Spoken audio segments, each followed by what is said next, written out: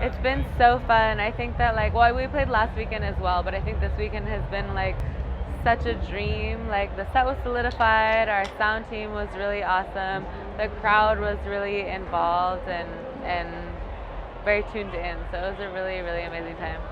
Um, so, what I like about your music is it's Latin music, but it's a mix. You don't like just do cumbia, salsa, reggaeton, anything. It's like everything, even within the same song sometimes. Yeah. Like, what's your approach to writing music and your whole sound? Yeah, well, I obviously like my musical roots come from a lot of different places. I grew up playing regional Mexican music with my family band, and we also played merengue, salsa, and cumbia, so a lot of different Afro, diasporic, Latinx music. Um, but I also came up in a tradition of American folk and bluegrass, old time, like the folk revivalist movement, all of that. So I think that. Um, my music kind of incorporates a lot of that, right? The acoustic components of folk traditions, as well as the more contemporary vibes of like reggaeton and hip hop and modern dance music. So I like to really toe that line, or even more so than that, like to draw in a lot of different, not only genres but also eras, within national kind of practices. Um, and I've seen like bone thrown around.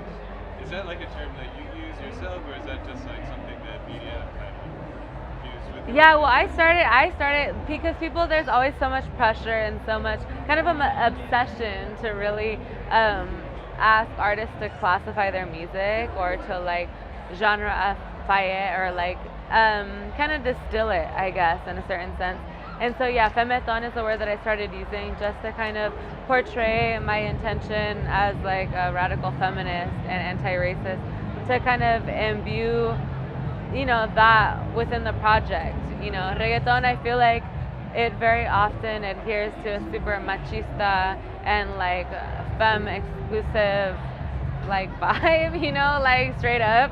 And so I do feel like there's space and intention behind creating a new space of that kind of music. Relies on the same rhythmic cultural influence, obviously coming from dance hall, coming from Jamaica, and I think there's a lot of things to do with it in a very intentional and radical way. So that's what femeton means for me.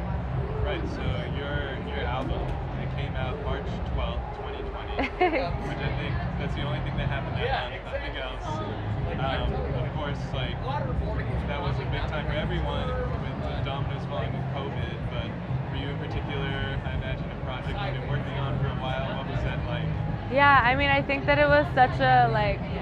I mean, everybody felt that shift, right? Like that day is very significant for everybody, just in the sense of like, oh, what is my job gonna look like? What is my work gonna look like? How am I gonna interact with my family? Everything is going through everyone's minds at that point. But for me, it was especially compounded by it being the release day of my project, and like the day I was supposed to have a huge party. All of my students. I'm a mariachi teacher, so all of my students were set to play for the opening.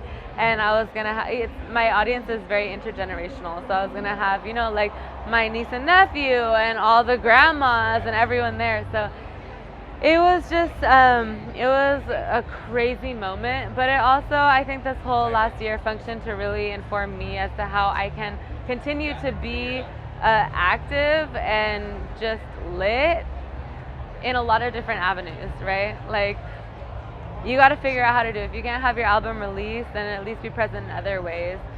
So I think it's been a challenging year, but at the end of the day, I've learned a lot. I know we all have, but I especially have learned a lot about the business and about, sharing my music and my art.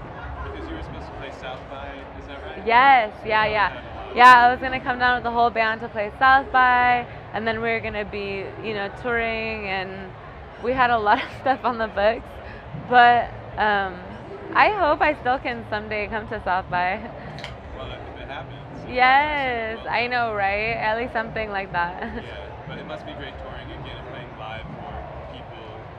Yeah, it totally is. Like playing to a live audience is really like the thing I love most about this whole business. Like the music industry is on a different, like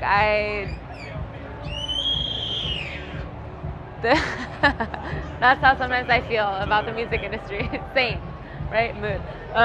No, but I think that just like playing to a live audience is so special because you can actually connect with people and you can actually, even in a safe way, like at a distance, you can have that relationship with people where they see you, they know you and they see you, and they're also joyous. They're also feeling a lot of energy from you. So there's nothing like performing, and that's one of the things that drives my artistry for sure.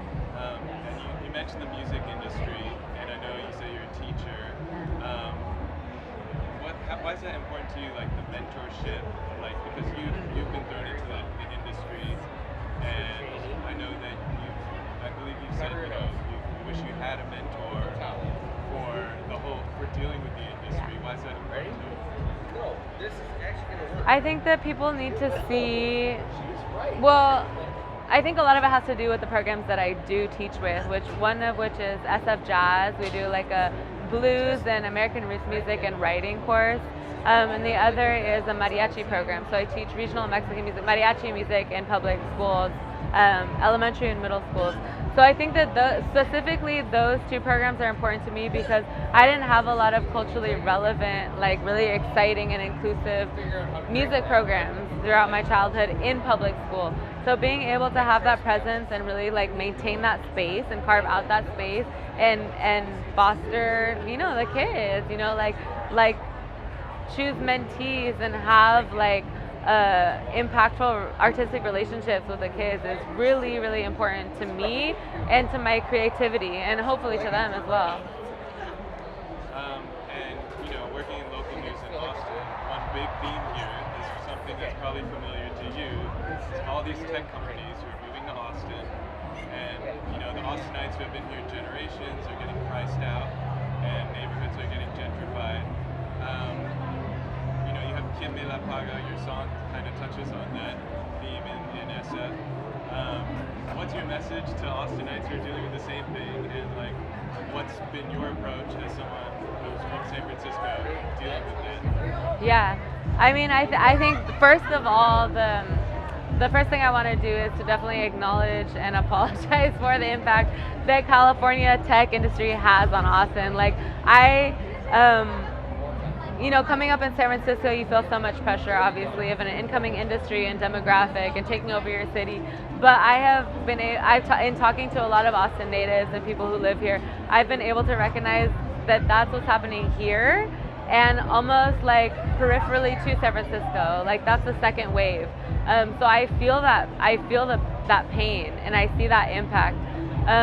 My only message is to, I wouldn't say that like if you're native of here and you're a cultural worker, you have to stay here, do your work, because that's not always a possibility for cultural workers and for artists. So it's like do what keeps you happy, what keeps you healthy, what makes you able to foster a practice and a family.